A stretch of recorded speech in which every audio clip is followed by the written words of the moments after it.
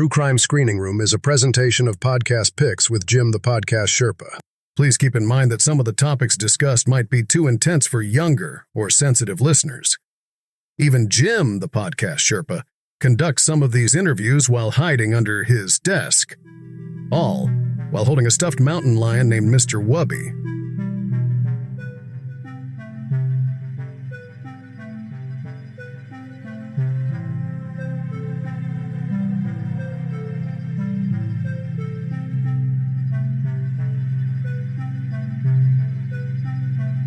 Welcome to True Crime Screening Room, the podcast featuring interviews with creators who dedicate their work to unraveling true crime mysteries.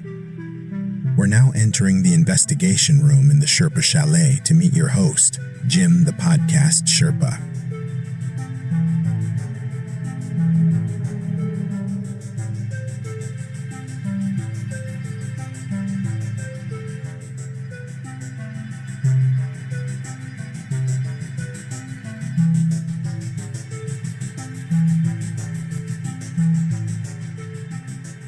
Hello there, Rebels of the Sherpolution, and welcome to True Crime Screening Room. It is a side project of Podcast Picks with Jim the Podcast Sherpa. And as you know, that is me coming to you from Sherpaloo Studios here in the Sherpa Chalet, high atop Mount Podcast here, where I overlook the millions and millions of podcasts that are out there. And as the title would clearly suggest, these are the episodes where we get to do true crime interviews. I know you guys really love your true crime stuff. And thanks to a certain publisher called Wild Blue Press, they've sent me a lot of interesting guests. And this episode in particular is definitely something different for me. So we will get to that in a second. First, a little bit of background and even more background. So last week I had mentioned that several weeks ago, I actually did a Sherpa Select on Wednesdays where we normally do new episodes. But you were probably wondering, well, why no new episode this week, Sherpa? I was having a lot of technical difficulties with the episode that I wanted to get out this week.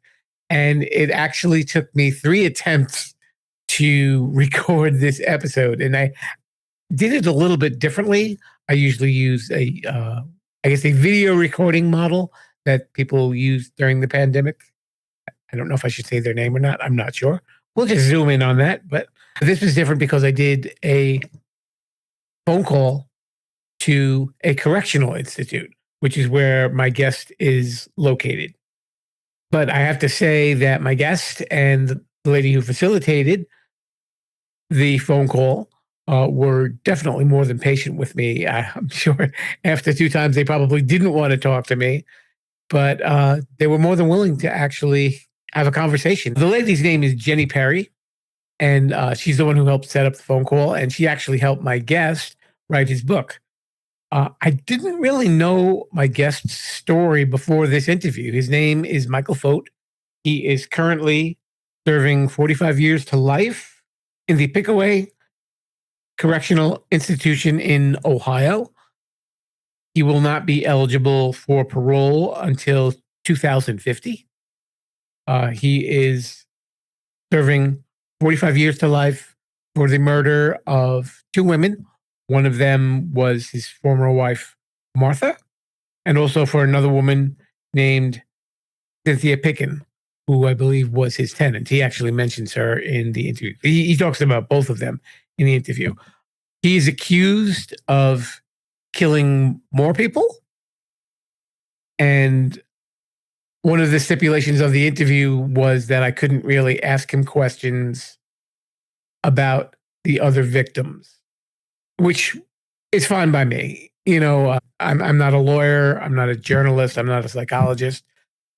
I'm just an idiot with a podcast who wanted to have a conversation with an author. The tone of this conversation is not to glorify murder. It is not to come to his defense, nor is it to prosecute Michael. That's already been done. The justice system has worked already, and this is where he currently is right now. You'll notice in the interview, I actually refer to previous conversations those were the conversations where the technical difficulty set in. So his responses were not prearranged. I don't think he even knew what questions I was going to be asking him. Come the third interview, I didn't really make each interview the same thing. I asked a lot of different questions. He was very respectful. He was not belligerent in answering the questions. Some of the responses really come off as a bit chilling, to be honest with you. And I think you will notice that as a listener also, also maybe not one for young children to hear. The language isn't strong, but it's just the topics that get discussed that are very adult, as you can imagine. So Michael has a new book out, and it is called Gunbarrels and Backroads, Shootouts, Addictions, and the Long Road to Prison.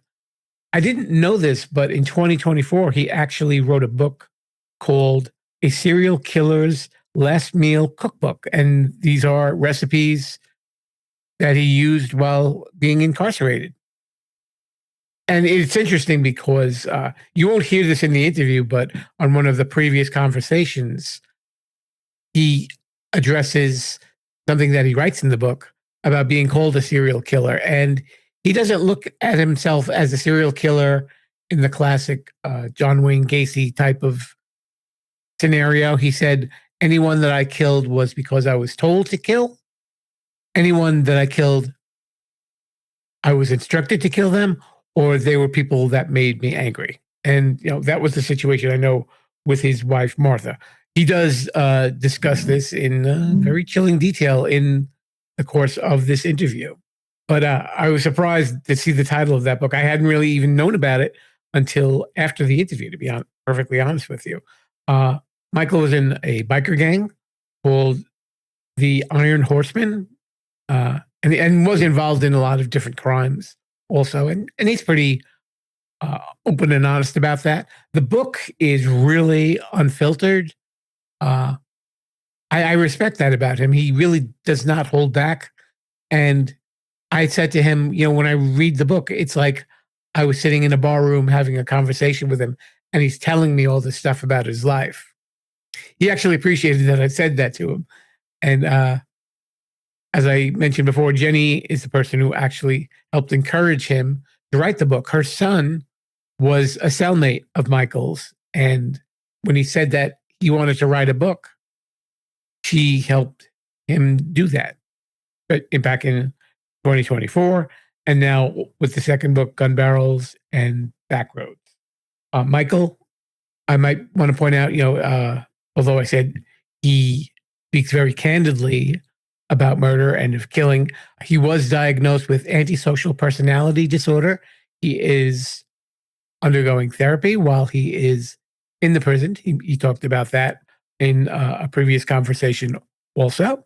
It doesn't exonerate him from what happened, but he, I guess, probably looks at what happened a little bit differently at this phase in his life than back when it happened. Also, there was a television show on Discovery ID called Evil Lives Here, The Killer Speaks. And Michael is actually in the first episode. And it's really about his daughter, Michelle, finding out about what he did to her mother. And you see the interview with him in prison, and she's watching it on video. I actually did see this a few weeks back. It's really like a good companion piece to the book, because I think you kind of understand him a little bit better with the stories that he's telling and, where he is now. But again, this interview is not intended to make light of anyone's murder. As I said, it's just a conversation between me, an idiot podcaster, and a man who's right now in prison. And, there are people who are probably going to interpret the conversation one way or the other, but that's all it's really intended to be. There was no agenda on my part. It was just for a conversation. So I just really wanted to clarify that, because I'm sure people will probably have their own opinions after hearing that. And I know I don't always do that, but I really just wanted to offer my perspective because, as I mentioned, I really don't normally get to do interviews like this. So I think I've prattled on enough. And you're probably wondering, what is this conversation? So we will listen right now to my conversation with Michael Fogt, who is the author of Gunbarrels and Backroads. Okay, I'm on the phone here with Michael Fogt. He is currently in Ohio. He is the author of the book. It's just out on Wild Blue Press. We like Wild Blue Press. It is called Gunbarrels and Backroads. Michael, welcome to the show. Thank you. I know we really have had some previous discussions, and it really got me a lot of time to think. In between these conversations, you said that you really wanted to write this book because you wanted people to have a better understanding of who you are and really what your life has been. Right. Because people were saying stuff about me that didn't know me at all, and just everybody's in the Me Too stuff and making up fake stuff. So I wanted to tell my side of it. Sure. What do you think was the worst thing that was said about you that you know of anyway? Or I don't know. There's 400 some things on there that about me, and I think 3 of them might be true. Okay. Well, I know you actually had joked saying that people wanted to pin the murder of Abraham Lincoln on you, but you were nowhere near there. Yeah, I mean, they know that the authorities, or what we're going to call them, they know that I've killed a bunch of people. You can't find the bodies, and most of the bodies I burnt up, incinerated, so they'll never find them. Okay, that kind of irks them, I guess. It kind of irks them. I don't. Right. You know what I mean? Yeah, I guess that would tend to throw a monkey wrench in a police investigation. We were saying how the book really gives an insight into your life and your background, your history, and really where you are now. And then you also were on a television show called Evil Lives Here, The Killer Speaks. Did you think that really, in a sense, enhances what you wrote in the book? Do you think it really continues that image that you portray of yourself? We did a taping on that here in 2021. Okay. And the show didn't come out till October 2nd of 23, but they made a whole new series for me. Mine was season 1, episode 1. They already had Evil Lives Here, but I was the first time they ever talked to the guy that did it, perpetrator. I think I got some points across, but most of that TV show taking stuff ends up on the cutting room floor. Right. An hour TV show is only 40 minutes. Yes. The rest of it's commercial. That's true. And in that show, I mean, it dealt with, your daughter, Michelle, I guess, coming to grips with what happened to her mom. And I'm curious, Right. We can look at this different ways. I don't really think there's a wrong answer to this question, obviously. Do you think that you wanted to protect her as a dad and not have her realize what happened? Or was it just hard enough for you to just, come forward with that? I know, obviously, you admitted it to the police ultimately.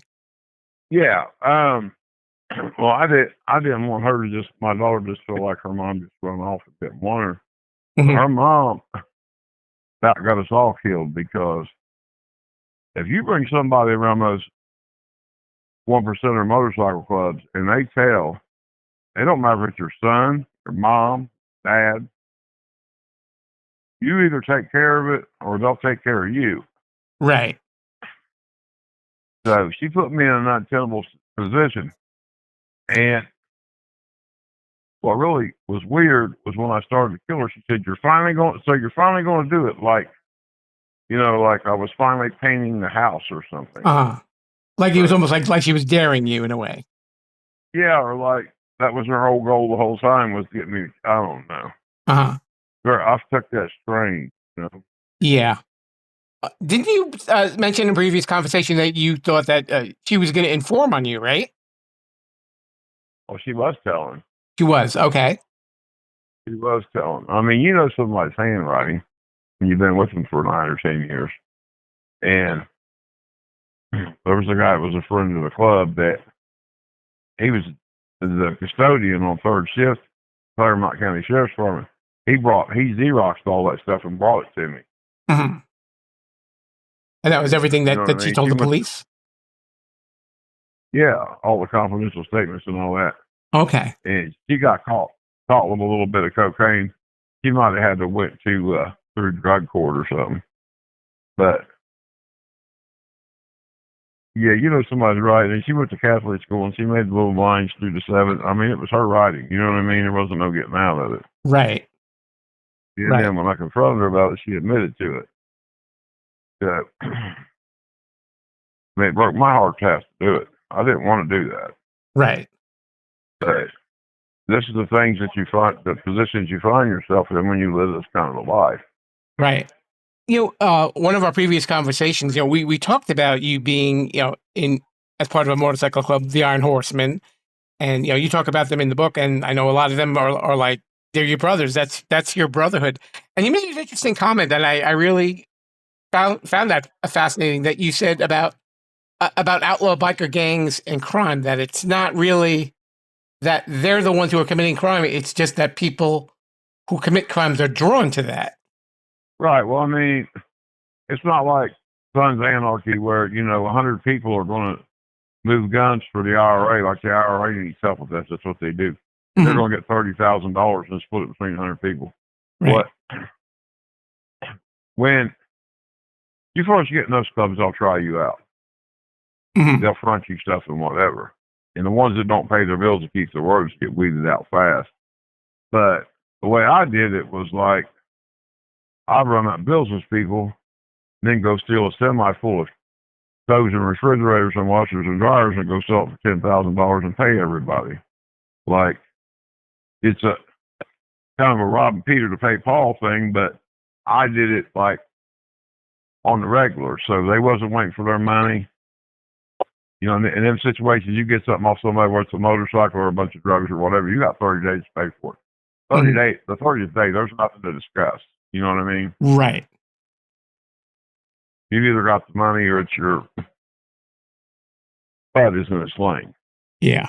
It's not going to get out of it. But no, they don't discuss crimes. I mean, now you might be somewhere and somebody that you at war with might come in and you got to fight your way out of it. But just to sit around and playing crimes and we're going to do, no, they don't do none of that. Right. They don't do any of that. I guess, unfortunately with that comes like a life of violence too, that, and you've mentioned about being shot several times in the book and being injured in a motorcycle accident. Do you think you were drawn to that life? Do you think that it appealed to you, or was there something there?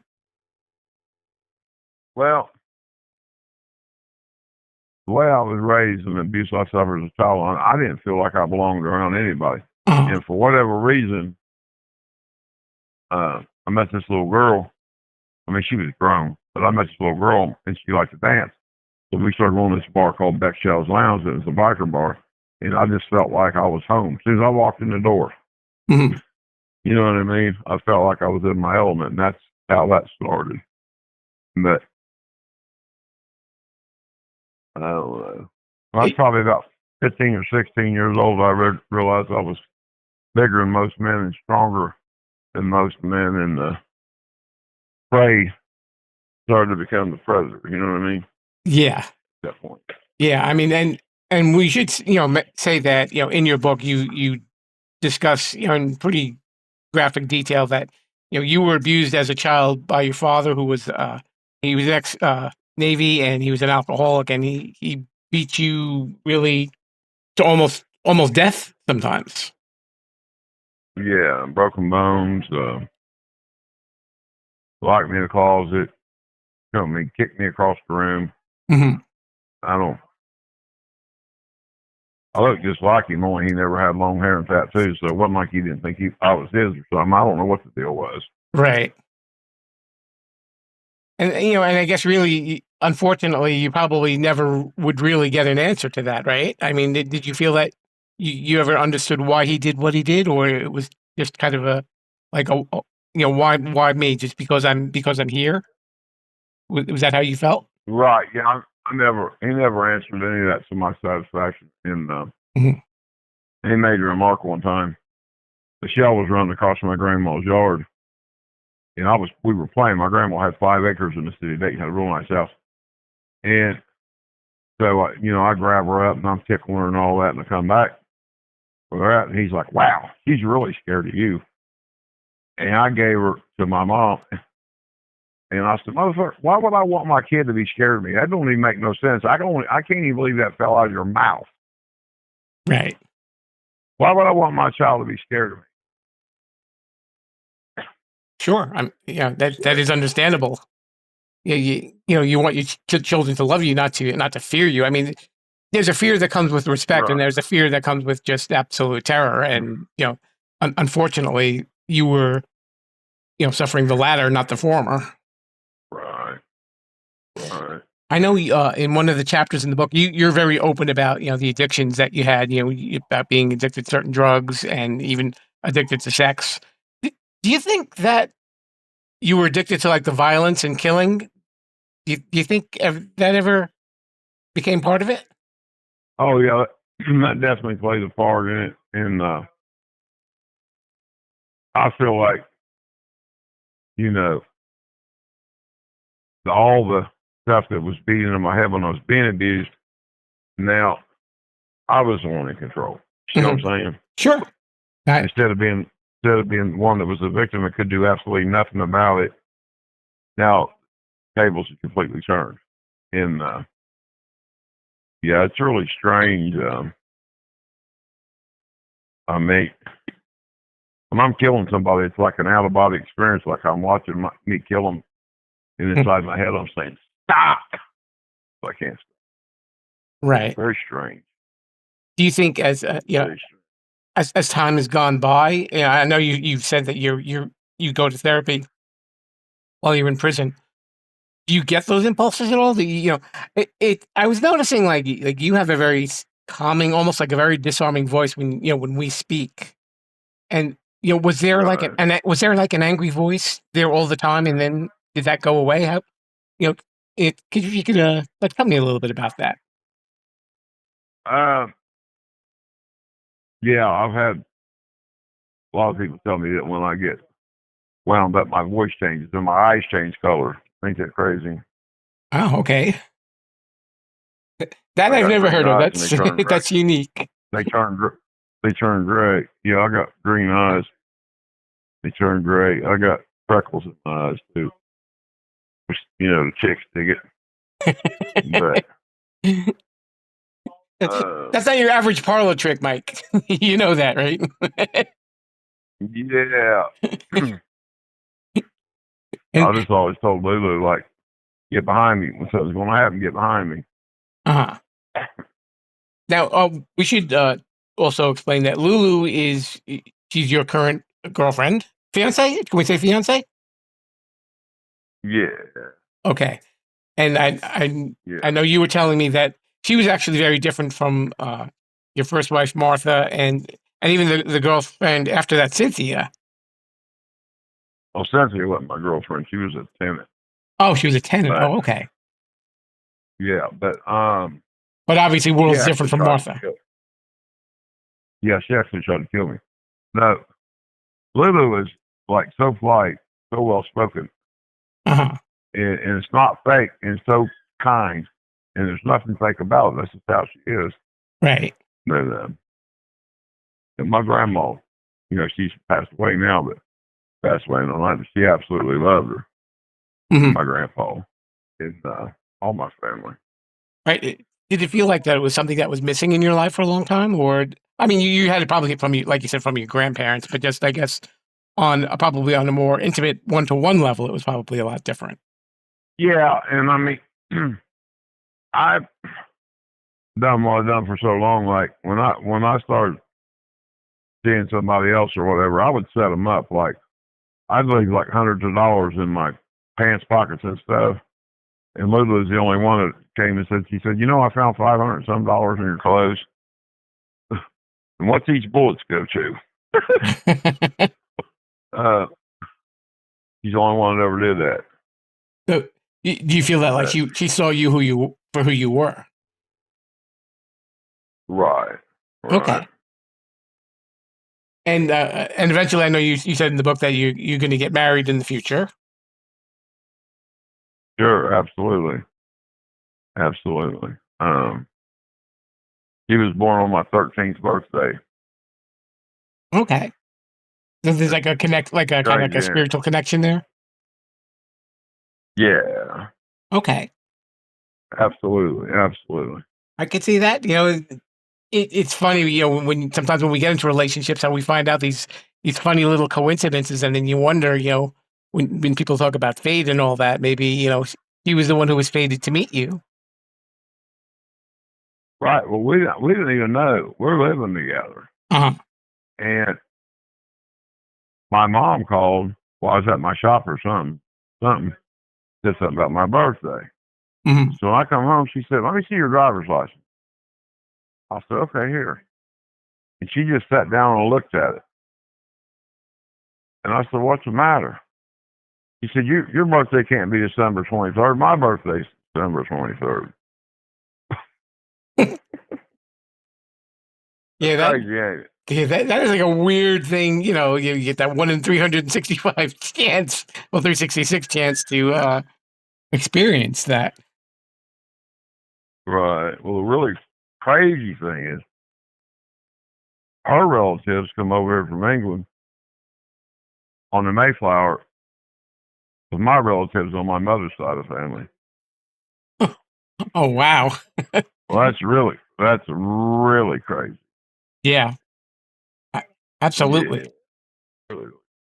I know that we'd also talked about the style that your book is written in, and I mentioned the word unfiltered. And would you say that a lot of your life has been like that? That that it's been unfiltered. That you just kind of do what you do, and you say what you say, and wherever the chips may fall. Is that a fair assessment? I know I'm trying to generalize you as a person, please, Michael. No, I understand what you're saying. Well, yeah, like, when I was younger, I just kept everything like internally. And and when like your life, I guess when you got older and bigger, then you can really realize that you could express yourself, right? Right. Like, me and Lula don't even argue. Like, if I do something, sometimes I get on her nerves on purpose. Mm-hmm. Since she's paying attention, and she'll be like, "Tell you something, mister." She'll tell me. I'll say so. She'll say, "Hang on now, I'm not done."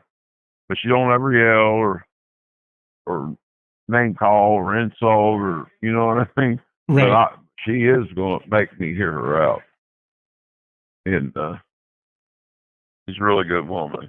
Yeah. Well, it's good that that you have someone who can shine a positive, light, in your life, while you were there and everything like that. Having been incarcerated and all that time, is there anything that you've learned about yourself that you never really thought about when you were younger? Yeah, there's a lot of stuff that I can do. Like, I started. You know who Piper Kernan is? No, I don't. She wrote The Orange is the New Black. She wrote that book and became a TV show. Oh, okay. Well, she was either engaged or married to Rebecca Wilkinson, the business manager at Merriam when I was there. They moved to Hawaii or something, or somewhere. But she sponsored a writing class there. She bought us all of our books, all of our supplies, and she'd come in there about once a month and talk to us, and then we had inmate facilitators. But I was going to quit because I got a different job. The days I had that class, I was kind of pressed. And one of the facilitators took me aside. He's like, "Man, you can't quit. You're good at this. You're in your element when you're doing this." I'm like, "No, I'm not." He's like, "Yes, you are." You know what I mean? Yeah, and I guess also probably the fact that your cellmate, right? His mom is Jenny, and she actually helped further encourage you to write as well, right? Is that how that worked? Right. Well, also I could have never ever written a book or anything without her, because she's the one that made it happen. And 50 people told me over the years, "Oh, I'll help you," and then they wouldn't help me. Mm-hmm. She's like, "Yeah, let's do it."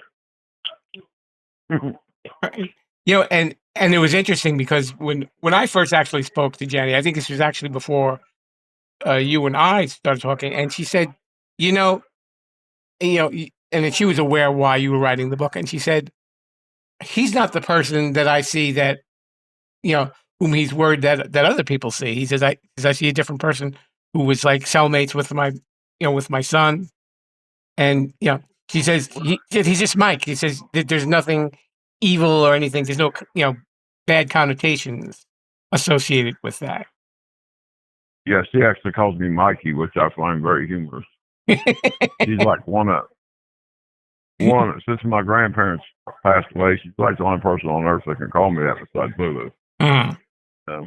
Right. I guess they get to that point where, you understand the part that they play in your life also, and that it doesn't become absolutely. Like it's, belittling. It's just something like, just like in like a term of endearment. Sure. She's definitely the brains of this outfit. Don't ever have any doubt about that. Okay. Yeah. Before I let you go, Mike, I know I don't want to keep you too long. So when people read this book, what do you want them to get out of it? What is your biggest goal? For people, if they know that some children are being abused somewhere or something, to stop it. Make an anonymous call or whatever, because somebody like me is not born. I wasn't born. I was made this way. Mm-hmm. And I mean, they had to take the death specification off my first degree murder case because it's proved the fact I got brain damage from being beat. Mm-hmm.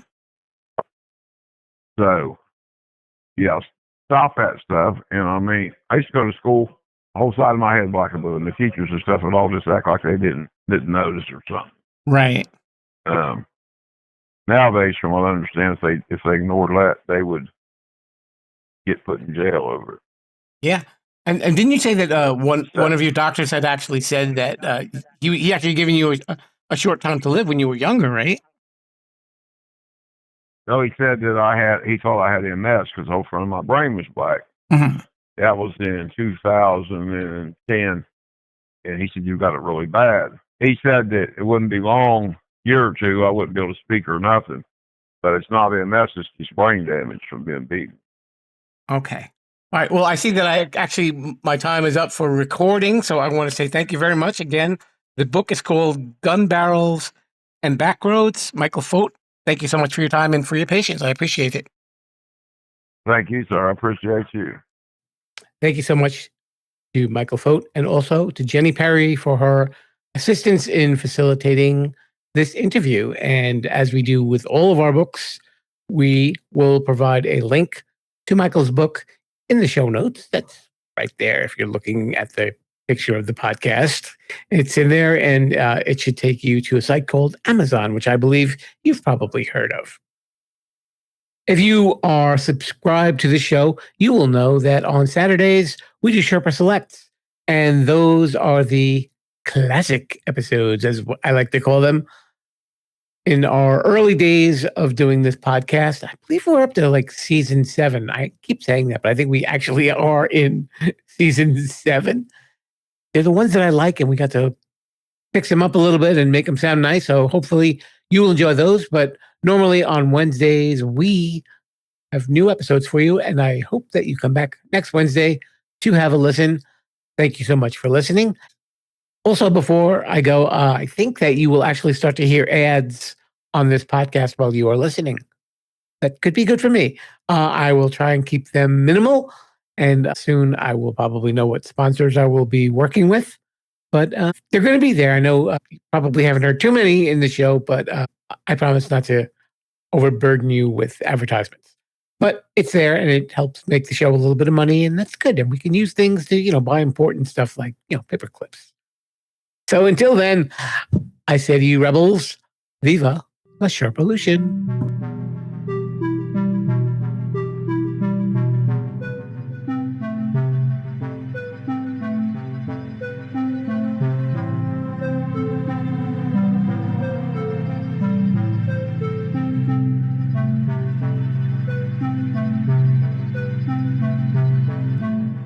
Thanks for listening to True Crime Screening Room. Subscribe to the show on podcast apps or the Sherpolution YouTube page. Until then, stay away from evil. And more important, Viva la Sherpa Lushun.